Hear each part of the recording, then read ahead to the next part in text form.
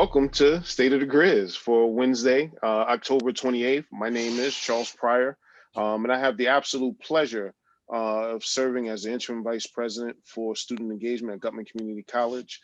My co-host is Mr. Nestor Melendez.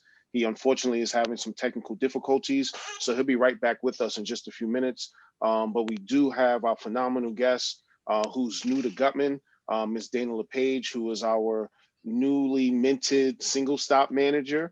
And we're going to kick it to her in just a few minutes. But as usual, I want to kick off the show by acknowledging all of those that helped us to get here. And they are our essential workers, our healthcare workers, the folks at Gutman that have made sure that that space is safe for us to return, our public safety, and our maintenance and cleaning staffs. And just want to say thank you and take a few minutes to acknowledge that we've been, separated for a long time. And while we have lost many, and we want to recognize those, but we also want to acknowledge those that have helped many others survive this pandemic. And want to also take a moment to acknowledge the social movement that we are in the midst of. It's the biggest social movement in the recorded history of the world. In all 50 states, I think in more than 20 countries, there are things happening right now where folks are using their voice and getting up and speaking. As you can see, I'm wearing a Vote sweatshirt because those of us that do have that right, I urge you to get out and vote. In New York, you can early vote. There's some questions about the legitimacy of early voting in Jersey. So I personally am packing a bag with snacks and a lawn chair, and I'm going to vote in person on Tuesday, November 3rd. Because, my mother, it's something that she would want me to do. And she used to say, vote or die trying. You know what I mean? Because she just absolutely believed in the power of your voice. And not just in voting, but the power of engagement and participation. And I just, for every show, I'm going to wear something that leaves a message or means something. A few weeks ago, I wore a Black Lives Matter t-shirt, and I want to talk a little bit about that at the end of the show, toward the second half of the show, and also bring highlight to what's going on in Nigeria right now with the call to ending SARS. And we'll go into what that means in a little while. But I just want to reiterate that here at Gutman, Black Lives Matter. And, I'll change my background and we can talk about what all of the inclusive programs and spaces that we have at Gutman mean. But more importantly, I want to make sure that everyone under the sound of my voice knows that here you are important, you are included, and we want to hear from you. So my illustrious co-host, Nestor, you're back in the game. You're still muted, but welcome back, my good brother. Thank you. Thank you. I apologize for the technical difficulties that seem to unfurl these last 2 weeks. But I am happy to be here once again with you all, with our community, breaking bread in the state of the Grizz, our, our one stop shop for information and all of the latest and greatest things that are happening both on campus, off campus, and within the community of our campus. And this week, I think we got a great show. I missed the opening salvo, Dean, but I like to give a sense of where we are in the year. Typically, when I start this, so we're at the tail end of October. Um, what that means for students is that like midterms should have happened, should be happening. They're in the midst of that. This is that marathon session between Labor Day and Thanksgiving break, where it just feels like incredible stretch run of just classes on top of classes. And if we were on campus, it would feel like we have been in the building for months um, leading up to that break. But in a virtual world, it feels like we're all in front of the machines for what seems like an interminable reality. But the world is set to change. And, as I think I came in as you were talking about voting, we are 1 week away from a moment that can be a lightning rod in American history and potentially global history. My hope is that our students have mobilized and picked up on this thread of the importance of voting and educating themselves on the issues of the day. Um, we certainly, as part of CUNY, have been expressing through our social media, through email, through our relationships with outside agencies of the importance of voting. I myself, I have my ballot, my absentee ballot in hand that I'm going to walk over and deliver to the voting people next week. I think it's what, Tuesday, Okay, and then I'm going to sit back with bated breath and watch what happens. Um, but more batedly is our guest today, absolutely. Dana LePage, who comes to us brand new out of the box. This is, I think, our newest member of the Gutman community, the newest Grizzly. And so, without much further ado, I would love to give Dana some space to introduce herself to the community and let us know how she became a member of the Grizzly family. So, Dana, how are you today?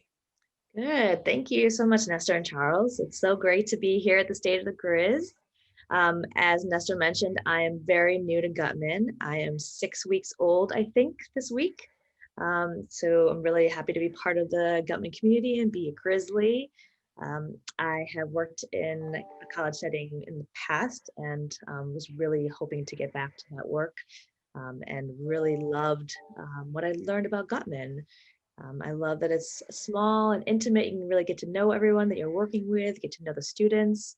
And I think the model is just really great in helping the students really be supported all the way through. So it's good to be here. I'm in the single stop office. So we're going to talk a little bit more about what the single stop office does for those of you who don't know. But I started on September 14th, which I understand is the first day of fall classes. So for anybody here who is a first year student, I started the same day that you did. And I feel you, it is hard, seeing everybody in these little boxes and, not being able to go to campus.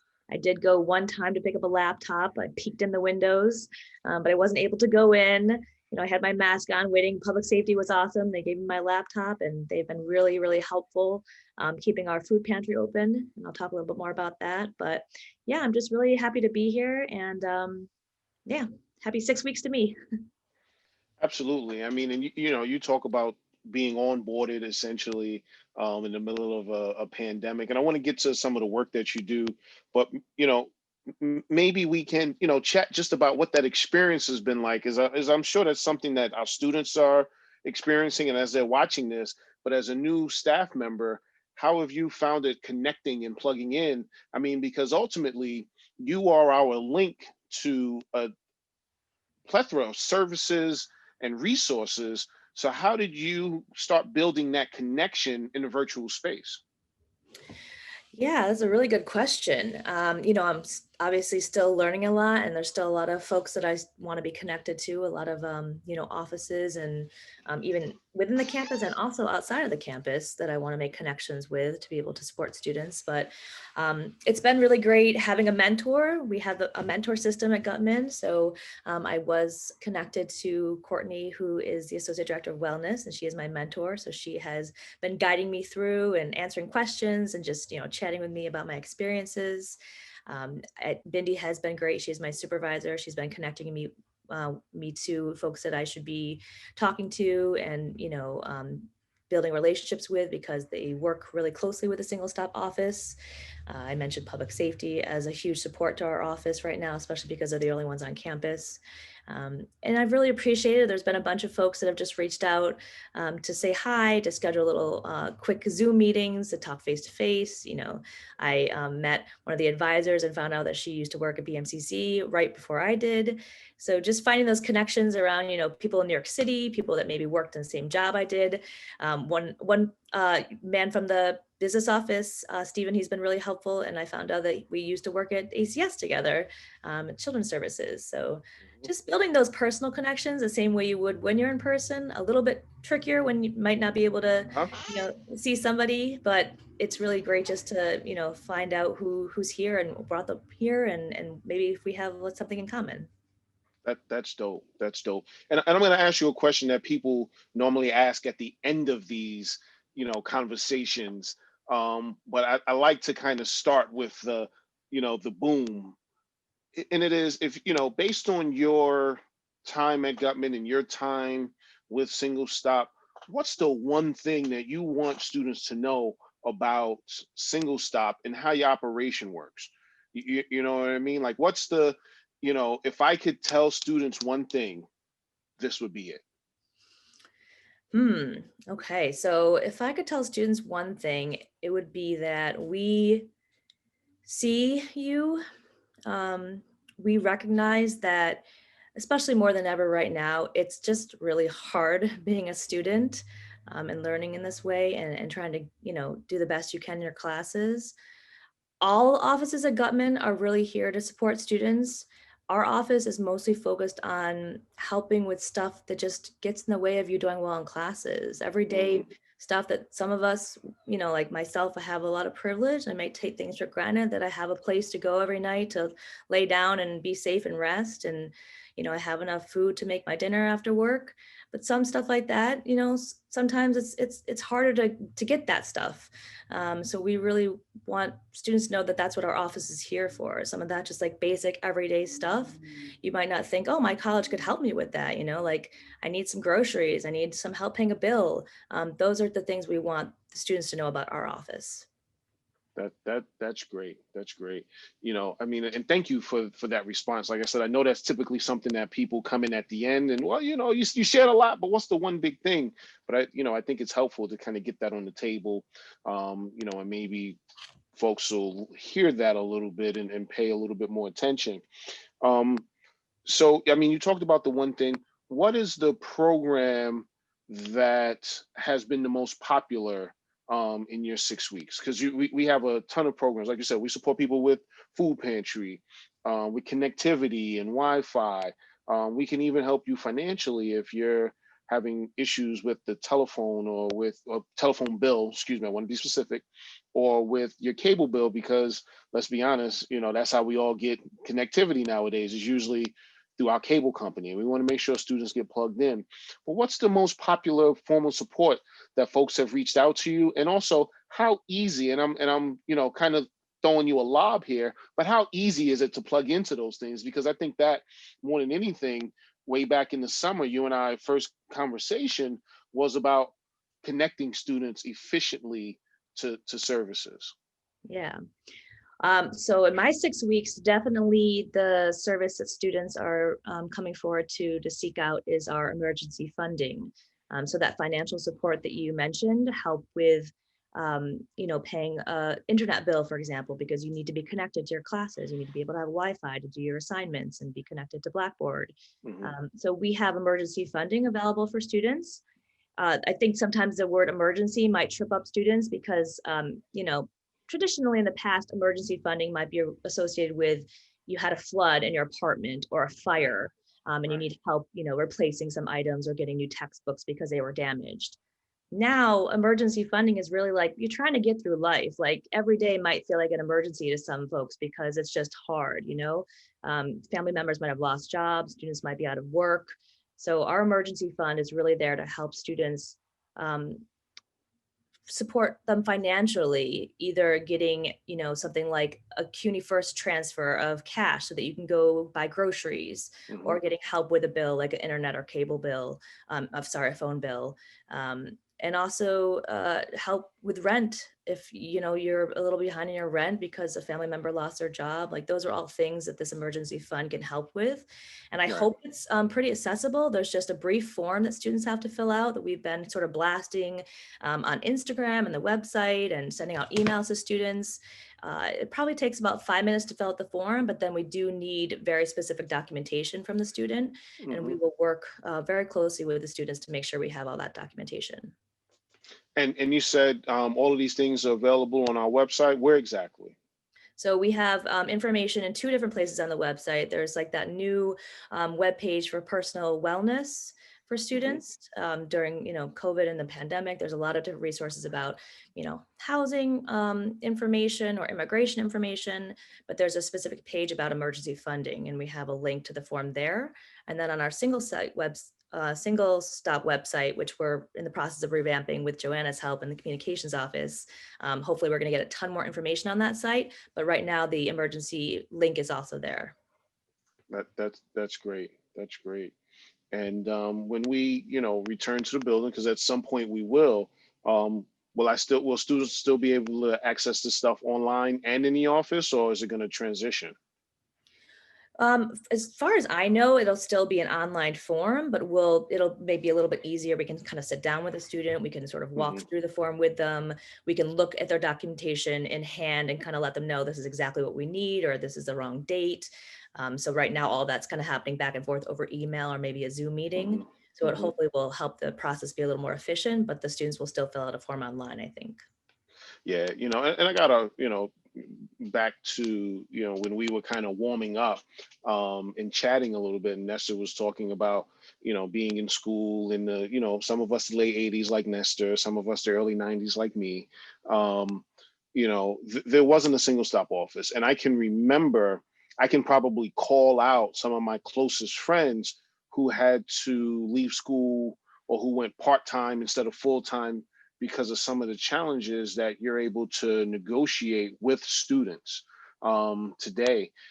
So I'm really, blown away by what we're able to offer to students through single stop, because a lot of those things really are real barriers that, I mean, there are stories, throughout the decades about students that haven't been able to finish because of, needing assistance with a bill or housing assistance or whatever it is. And you got to make a choice between those necessities and the necessity of education. You got to prioritize, because today it really is a necessity to get some sort of education so that you can, engage in the world and contribute in a constructive way. So I appreciate, all the work that you and Samantha do, and the support, like you talked about from Ms. Bindi Patel, who joined us just a few minutes ago, is in the background somewhere. I can see our icon. But I really do appreciate it. What else? Hey there. What else do you want to tell us about single stop, or about you in the operation? I think one other thing I wanted to mention about single stop is the sort of the long-term goals of the office. Right now it's a very difficult time for a lot of people. So we're really focusing on that immediate support. How can we help you pay this bill? How can we get you access to some groceries? But the long-term goal of single stop is really to help students be more sustainable in their everyday lives and for their futures, for them and their families. That a lot of our students live with parents, family members, they have kids or parenting.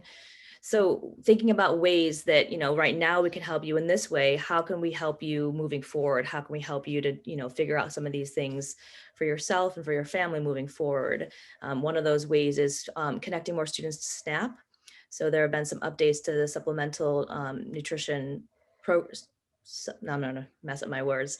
It's basically like what was formerly known as food stamps for students. So a more Hmm. sustainable way for students to continue to get groceries if they, access our food pantry a couple of times, or now all the CUNY pantries are open to all students, so they can access those maybe closer to their home or where they work. But what are some ways, in the future that we can be more sustainable and help students do that? So I think that's just one other thing I wanted to mention about our office and Hmm. working with students. And then for myself, I mean, I'll just say I love the fall.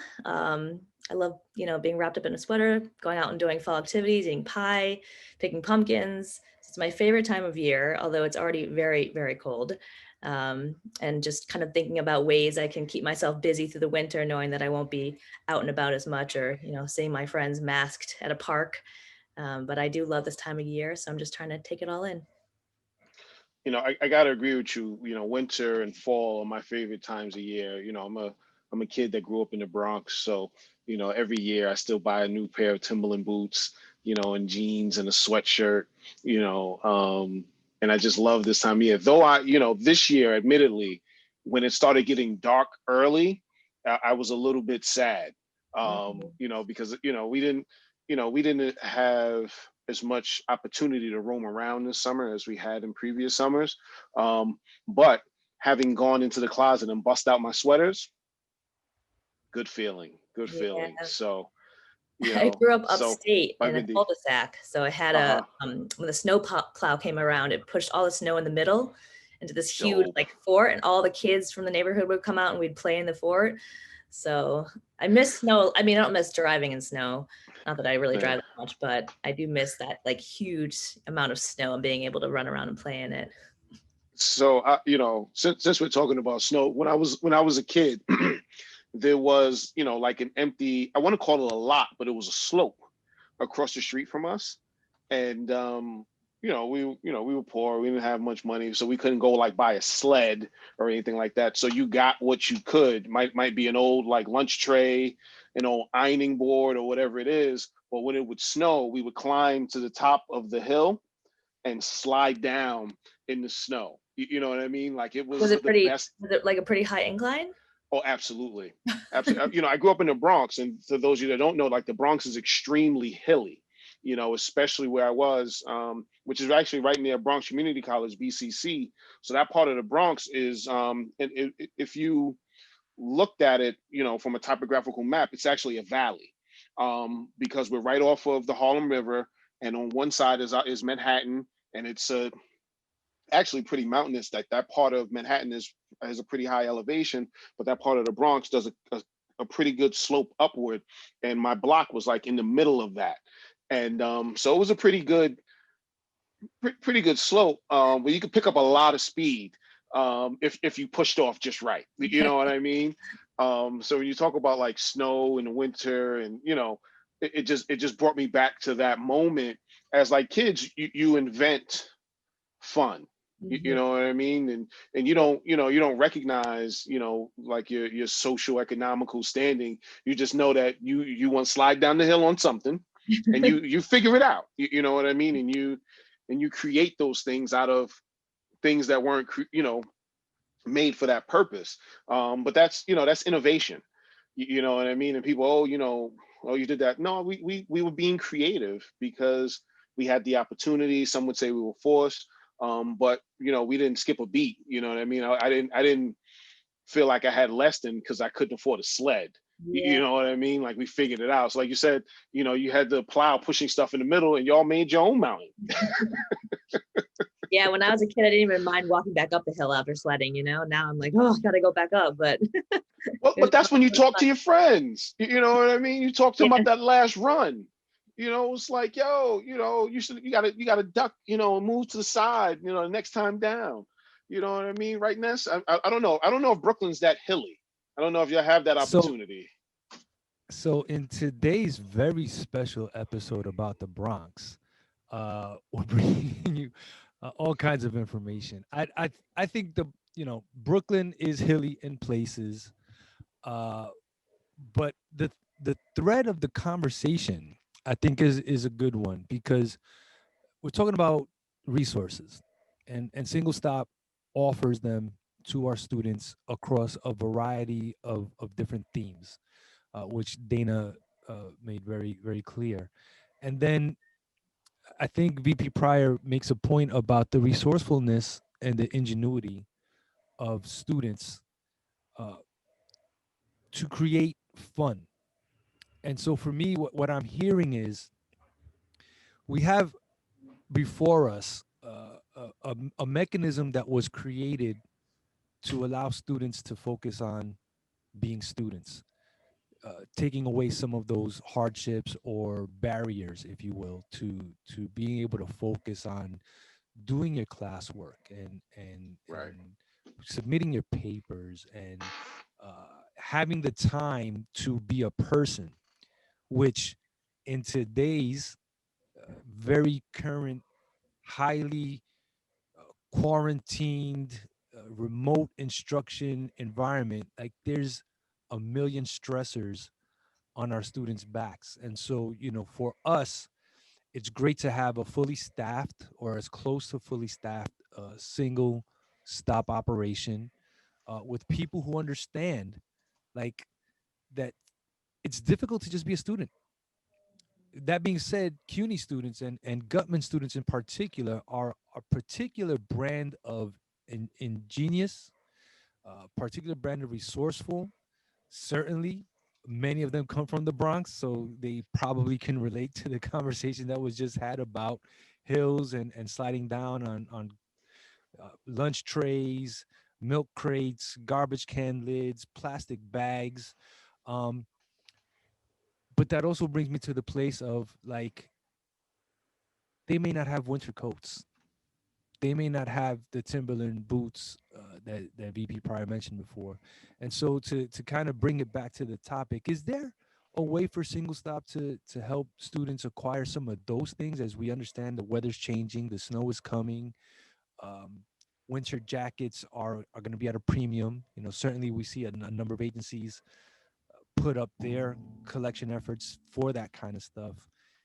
Is that something that Single Stop does? Is that something that you all are planning for? Yeah, that's a great question. We do have funds that can help us support students with like personal wellness needs, or personal hygiene needs. We are still working out some procedures with the business office around exactly what we can fund through different grants and what we can't. But we can definitely look into that. I know we have purchased clothing for students in the past, and that's, certainly a clothing item and a necessity for the winter. So I think I would just encourage any student who is thinking about, maybe needing support with something, even if it's not on the forum, we do have a section that says, like, is there something else that you're looking to, to have help with that's not listed here? Just let us know, or just email us, send us a message, come into our drop-in hour, just ask us some questions. It's Sam and I, and some of you second year students may have worked with Sam already. She's been holding down the fort before I was hired in this position. So a big shout out to Sam.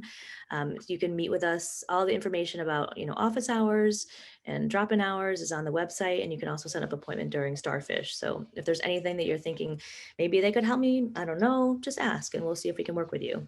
Yeah, and I'll say this, one of the things that I did on my most recent trip to Gutman was scout out a classroom that we could take some time and some space and pull out things from the UMOC closet, because we have a ton of shirts, ties, pants, things that are just sitting in the closet right now. We would have done our Dress for Success initiative in the spring, and for obvious reasons, we could not do that. But it's something that we're looking to reinvigorate very shortly, as we want students to begin to participate and engage in internships, and those that, to Dana's point, looking for jobs, and maybe even set up a portion of the space for coats, scarves, gloves, and hats, because winter's coming. You know what I mean? It's around the corner, and we want to make sure that we can do all that we can do to help our students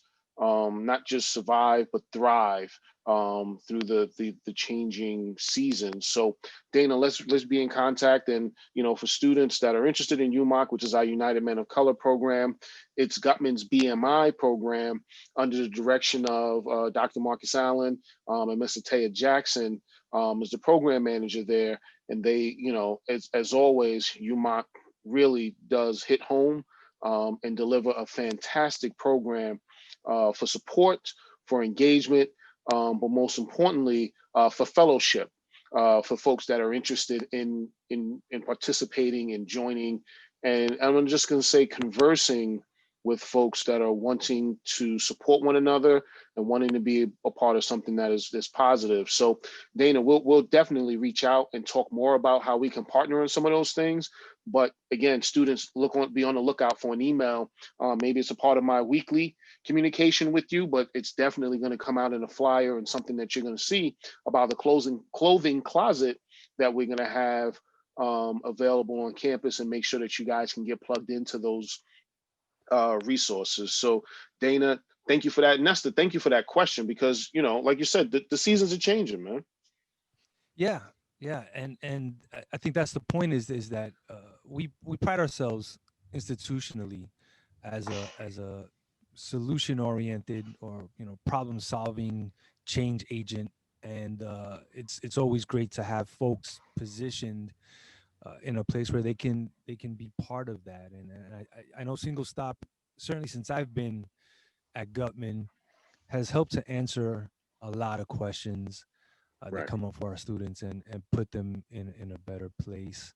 Yeah. And definitely want to give shout outs to Sam, who has been one of my partners down in the lower level of the building. She's been a solid, consistent force for good for our students. And so, very happy that she's a part of the team. Very sad that I haven't seen her in what feels like 3,700 months. But, but that's the nature of the world. So it's a big hug for Sam when we're back in the building from me. Dana, let's talk about the future of Single Stop, because I know that part of your coming aboard was also to evolve us to the future, and help us prepare for what could be changes that are coming to higher education. And I think that uh, this new state of affairs for us with remote pandemic learning is going to change fundamentally how students engage institutions. So what kind of things are on your plate, so to speak, for us moving forward? I mean, I have a lot of lofty goals, especially when I first started, I heard that we're wanting to expand our space, our physical space, to be able to just allow for more to happen for our students. And just thinking about that, kind of coming up with like this dream wish list.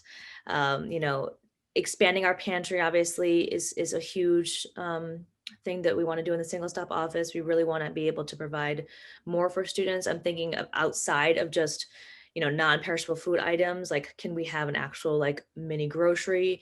Can we provide students with those personal hygiene or personal wellness like items right in like a physical location, so students can come in and get baby diapers or baby wipes, or they can come in and get Dove soap, or they can come in and get laundry detergent? That would be amazing for like this one-stop place for students to be able to just get some basic needs. Thinking about parents, students who are parents, and how difficult that must be to find daycare or childcare, affordable, trusting daycare. Having a space on campus, I mean, that's a huge goal, but what would it look like to have a place on campus where students come, they drop their kids off, they have class for a few hours, and then they're picking their kids up all in one spot? Like that would be a life changing thing for our students.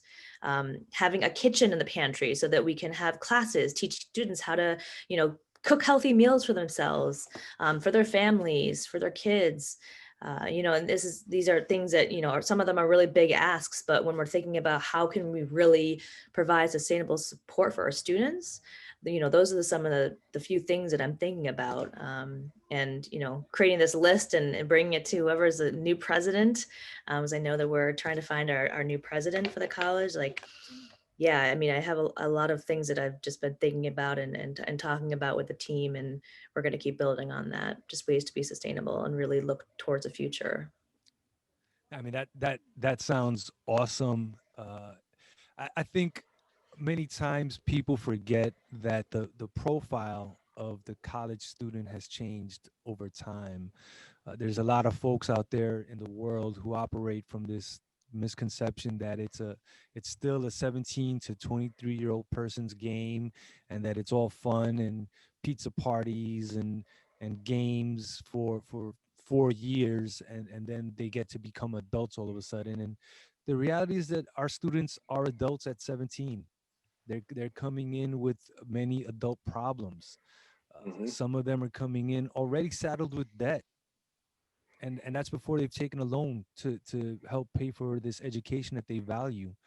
And the world keeps changing. The once upon a time, the bachelor degree was the credential that you needed to get. Now Mhm, it's the master's. mhm, Right. And for our 2-year student, looking at a master's may seem so far away. And the reality is that we graduate our students. We're putting them into the senior institutions. We are preparing Right. them to be successful. However, there are these daily obstacles that can present themselves, and an operation, an office, a service like Single Stop helps to reduce the anxiety that comes with some of these things that have gotten in the way previously for folks. So, if no one has said it before, certainly I'll take this space to say thank you for your service to our students in the we said 6 weeks. that you've been here. Mhm. But overall, just in your service to your fellow human being, I think this is some of the best work that we could do is when we help position people in a better place to make moves for themselves going forward. So thank you, and definitely again thank you to Sam for holding that down. Yeah, thanks for coming out Um, today, Dana. It means a lot. Really do appreciate the support, and keep up the good work. To you and Sam, thank you. Thank you. yeah. So any last statement before we begin to wrap this wonderful episode up Just from students, Dana? just reach out. If you have questions, if you need support, if you want to just check in about something, we are here remotely, ready to see your faces and to talk with you.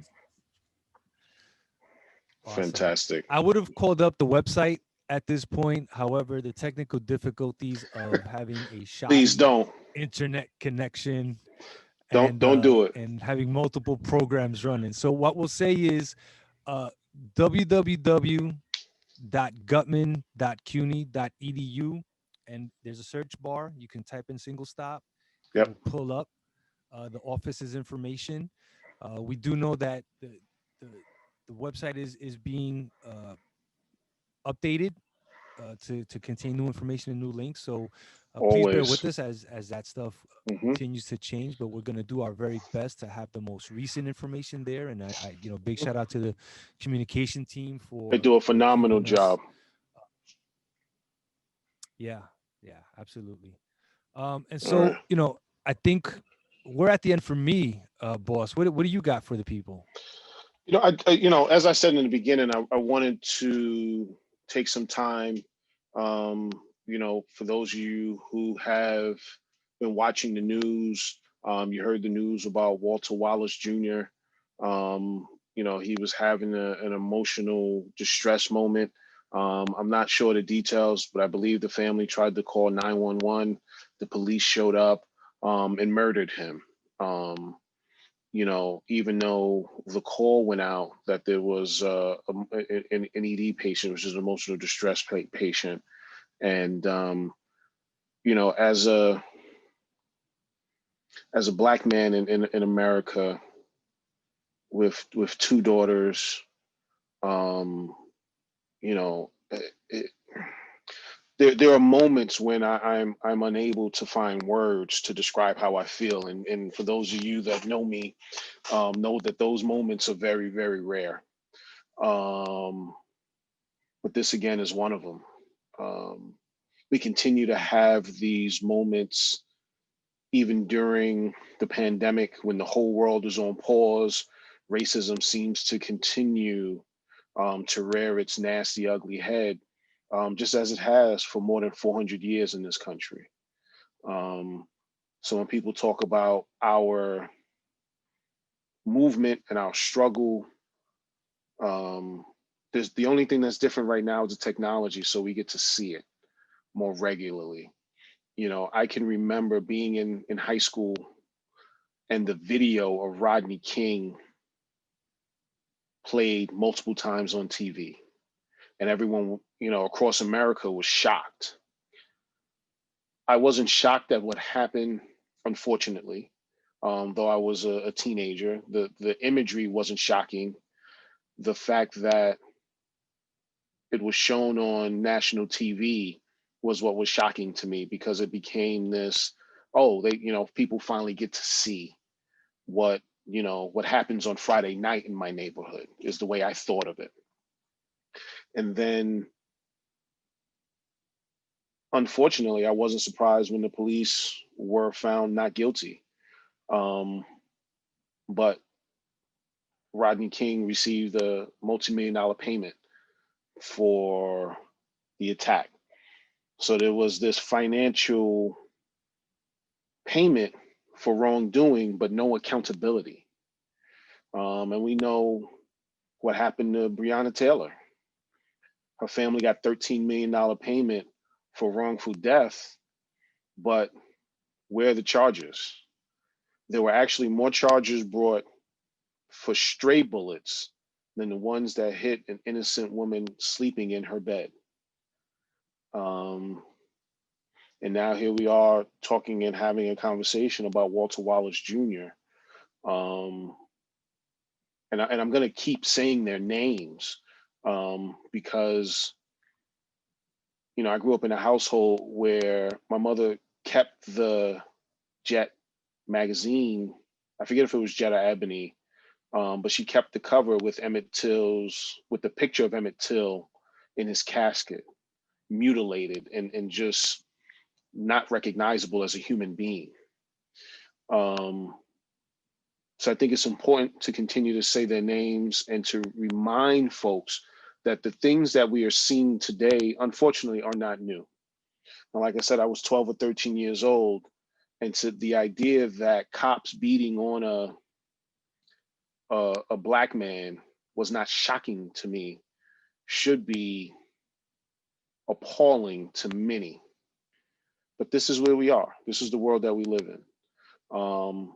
You know, I was blessed with the opportunities that I've been blessed with because of you know, a mother who stayed prayed up, but she also was able to, you know, use her you know, streetwise instincts, her common sense, and you know, her stick to itiveness to connect me to folks and to make sure that she created an environment for me that I could thrive in. But that doesn't mean that because of that, I had any protection from any of these types of things. I got lucky. You know what I mean?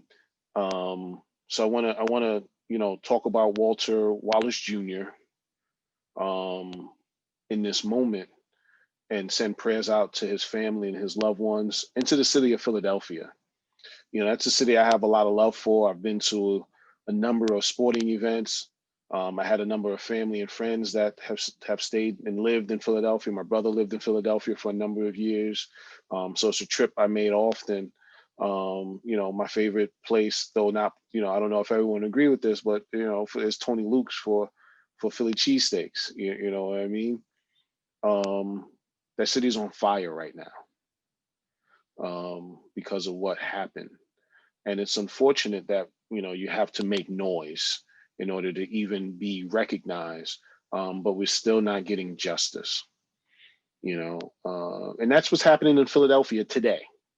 You know, it's on camera, you know, months after George Floyd, months after Breonna Taylor, Ahmaud Arbery, you know, all of these names are their people's sisters, brothers, cousins, sons, and daughters. Um, so I just want to take this moment to bring a highlight to that and to remind people that that is still happening at the same time that we're talking about ending SARS.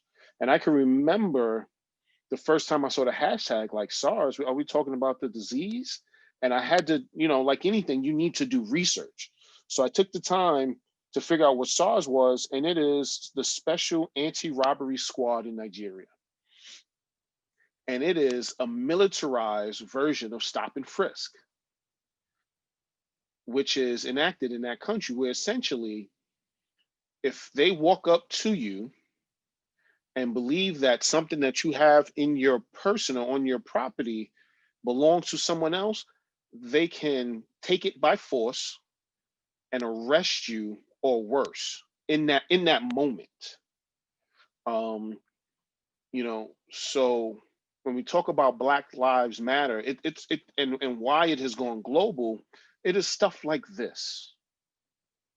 It is these incidents where we have to remind, and for some inform folks that people that have Black and brown skin are human beings, and we deserve the same rights and privileges that everyone else has been given, and that our lives are not worth anything less than theirs. You know, and the reason why I compare it to stop and frisk, because that's a term that many of us that grew up in and around New York City and have lived in the city for the last 10 to 15 years are familiar with, you know, because I can remember, you know, as a man in my 30s being stopped, you know, and asked for my ID, sitting in front of my apartment building. Oh, the neighbors said, you know, they smell marijuana. I grew up in that building. I lived in that building for 41 years. You know what I mean? There's no way any of those folks made that complaint, but these are the excuses and the reasons that were given to harass me at my address in front of my apartment. And we're talking about literally, I got off the bus. It was a nice day, so I wanted to sit outside before I went in the house. I wanted to hang out.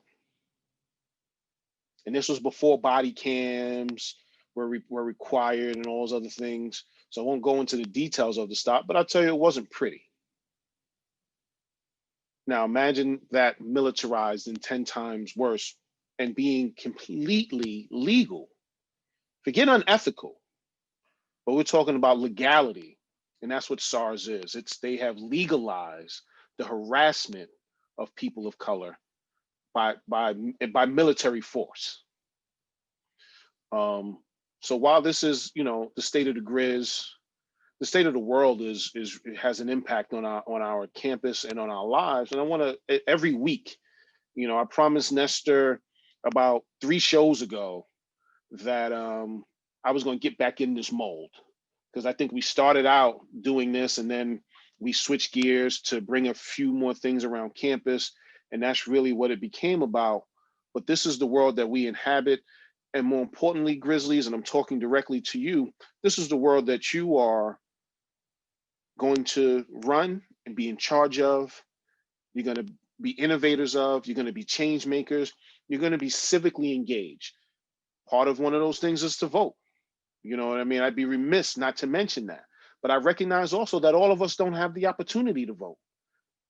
Whether you have that right or not. I was purged from the rolls in 2014 and 2016. So I had to vote, I had to do a write-in ballot. Now, mind you, I walked into my polling place and the people that work at the poll workers called me by name. Hey, Charles, come on over. Because I voted in every election, but I was still purged from the rolls for the Democratic primary in the state of New York in 2016. So people always say voting doesn't matter. If your vote didn't matter, they wouldn't try to stop you from doing it. And for those of us that are on this call or are going to watch this later, please, that don't have the right to vote, please know that you have my support. You have this institutional support, and I know that from President Cintron all the way through the administration and faculty, that we in the United States are a country of immigrants. The individuals ruling through the 3 branches of government, 99% of them are descendants of immigrants. There are very few Native Americans who are represented in the United States government. So as a country of immigrants, we need to do better to ensure that those that come here, for whatever reason they've come here, are represented and have a voice, just like we have a voice in this space that we, stole. But we won't go into that. We did the Columbus thing a couple of weeks ago. You know what I mean? And my personal feelings about that. But like I said, I took, thank you for giving me, 14, 15 minutes of personal privilege to talk about the things that are happening in the world, because the Grizzlies, this is your world. You like I said, you're going to inherit it. You're going to be the leaders of it. You're the leaders of it today. My charge to you is to continue pushing forward and making changes. There is no progress without some struggle. In order to change the world that we live in, is going to be some tough fights. One of those ends next Tuesday.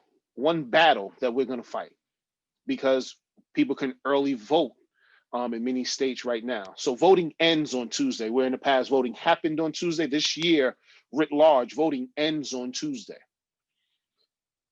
So if you haven't mailed in your ballot already, my suggestion is that you go to a polling place and vote in person between now and Tuesday, because that's when the voting period ends.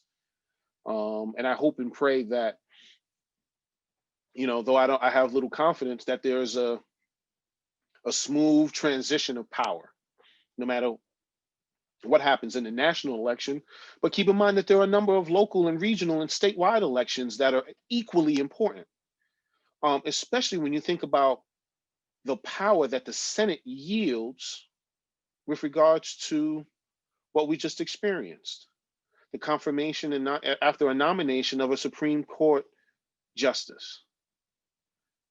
That was, I mean, and I was going to do some research right before the call, but that was one of the closest votes in history. I think it was 52 to 48, almost 100% down party lines.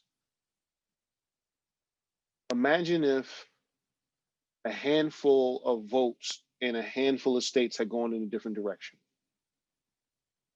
Right now, we are poised to have the most conservative court in the history of the United States. They are already having conversations, the pundits are, about repeal of Roe versus Wade. And most importantly, to a lot of individuals, because the Roe versus Wade conversation is going to be a lengthy battle if they decide to take it on, but is the Affordable Care Act, better known as Obamacare. Those things are actively on the table.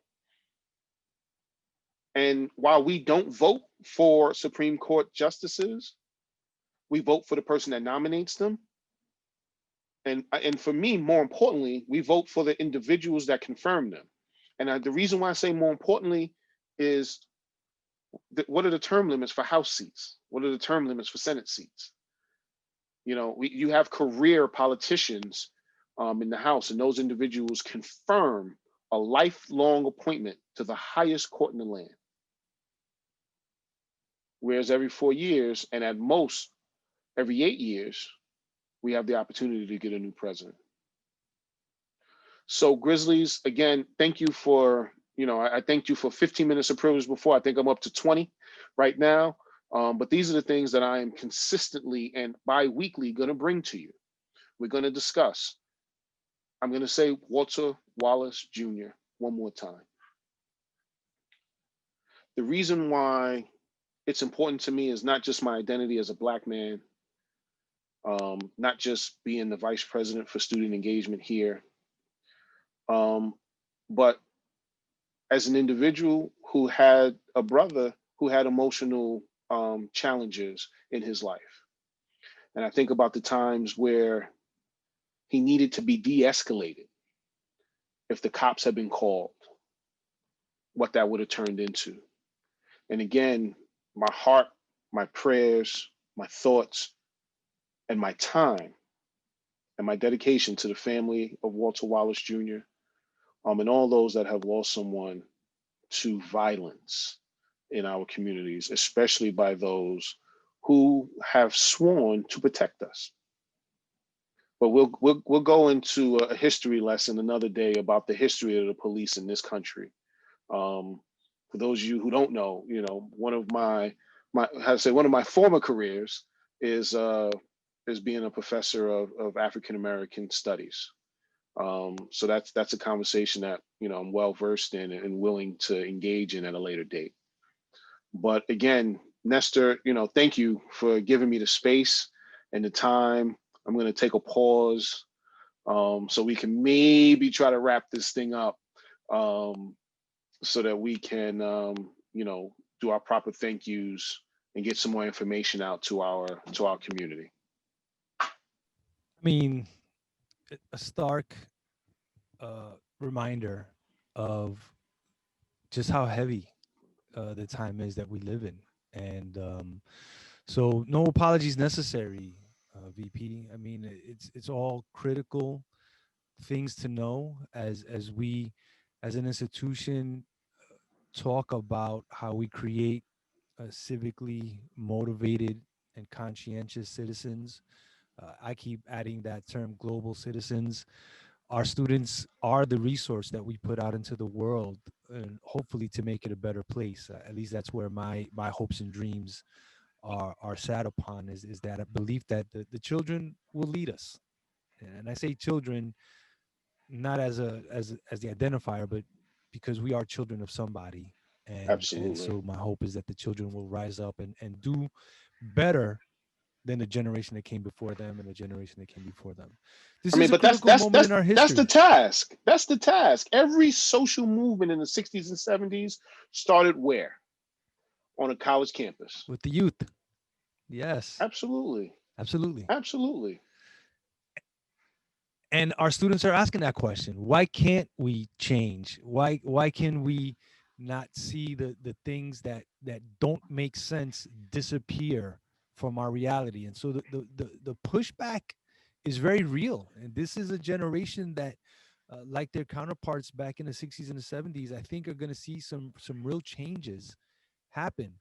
Uh, Sadly, it's going to come at the cost of some lives, um, and a lot of pushback from those who have agency and power and control at this moment. But I'm hopeful, if nothing else, that we will see that stuff change. But to wrap it all up in as tidy a package as I can, as we start to navigate towards the holiday season. The commercials are already on the TV, and that's crazy for me because we haven't even passed Halloween yet.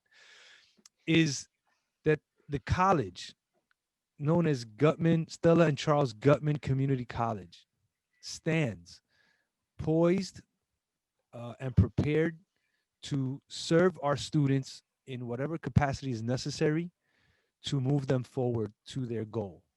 Our hope, as always, is that goal is completion, commencement, graduation. For some, it's going to be the collection of some college credits and then a movement into a career.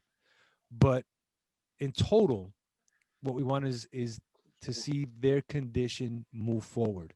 And our agents, like Dana, like Sam, like academic advisement, like student support, like counseling and wellness, like accessibility services, like so many offices, student leadership, campus life, conduct, alumni, all of us are here to put the student where they need to be, whether it's a call to attention, whether it's removing an obstacle, whether it's simply an affirmation that they are valued and worthwhile and deserving of Man, you can respect close and it. love. We will do those things for our students uh, till we're told we can't anymore, and then I suspect that many of us will continue to do so anyway. So, thank you for the reminder of the state of affairs. Thank you to our colleagues who have been with us for the entirety of this conversation, and to those who will listen to this on the YouTube when it goes up. Like, this is a call to arms. We need you. We need your voice. We need your votes. We need your education. We need your perspective. We need your support. We need your encouragement. We need your presence. At the end of the day, none of this happens if people don't show up. And so, please continue to go to class. Please turn in the assignments. Please do the things that you can to move yourself forward in your academic journey, because then it's going to free you to do more as a member of this world that we live in. And that's the thing that we're shooting for, is that day when you're able to fully contribute to making this a better place for you, for me, for my 2.5-year-old daughter, who has yet to understand the intricacies of the world revolving around her, but is rapidly learning.